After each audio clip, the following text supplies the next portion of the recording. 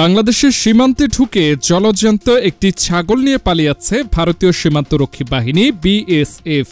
ভারতীয় চোরাচালানকারী ও কৃষকদের চৌর্যবৃত্তির সহায়ক হিসেবে কাজ করে বিএসএফ। তবে এবার তাদের সরাসরি ছাগল চুরির ভিডিও ভাইরাল হয়েছে, যা এখন দেশ জুড়ে আলোচনার বিষয় হয়ে দাঁড়িয়েছে।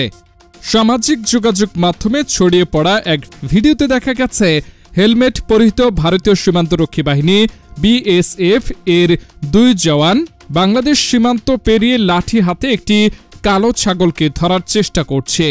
ছাগলটি পালাতে চেষ্টা করছে, কিন্তু বিএসএফ এর জওয়ানরা তাকে থামানোর জন্য লাঠি ব্যবহার করছেন। ছাগলটি ধরার পর তারা ছাগলটিকে সীমানার ওপারে নিয়ে যান। ভিডিওটি ধারণ করা হয়েছে দূর থেকে এবং সামাজিক যোগাযোগ মাধ্যমে ছড়িয়ে পড়েছে। এই ঘটনার পর নেটিজেনদের মধ্যে ব্যাপক প্রতিক্রিয়া দেখা দিয়েছে। ভারত বাংলাদেশ সীমান্তে এমন ঘটনা অপ্রত্যাশিত হলেও ভারতীয় বাহিনী তা হরহামেশাই করছে। সীমান্তে বাংলাদেশিদের হত্যা করার মাধ্যমে শূন্য সীমান্তে লুটতরাজ করতে চায় ভারত।